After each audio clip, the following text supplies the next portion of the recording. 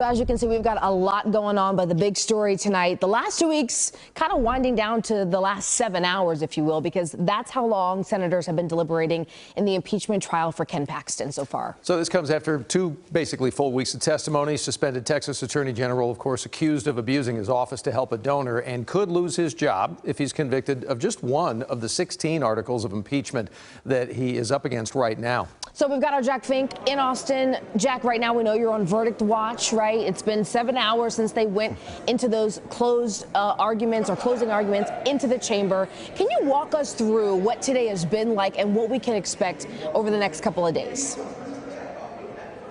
Well, Nicole, aside from listening to the closing arguments, what really stood out to me today was the fact that suspended Attorney General Ken Paxton was back here at the trial.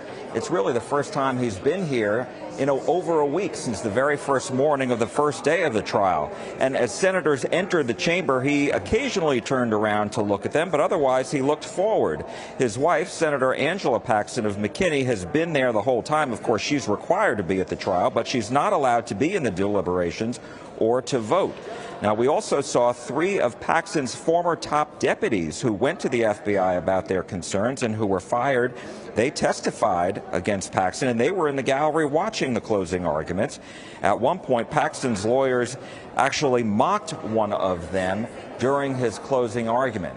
And, you know, something else that really stood out to me, it really became a thing during the trial. It was the line of the trial. One attorney said it, and then they all basically repeated it. And that was, there are no coincidences in Austin.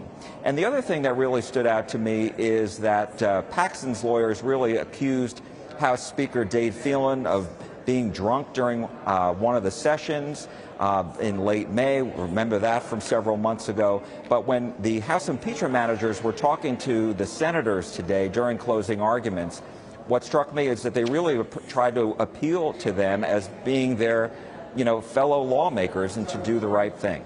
Jack, take us inside. As you've aptly reported a number of times, this is not a criminal trial. This is not a normal court, but there are a fair amount of rules.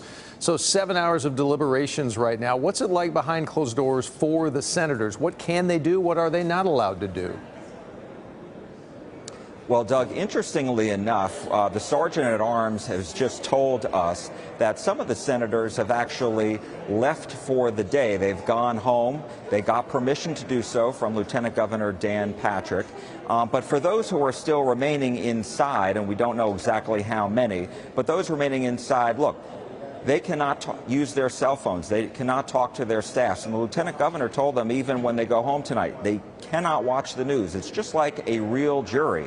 Now, the Lieutenant Governor said that they would be here until about 8 o'clock tonight unless the senators requested more time to deliberate.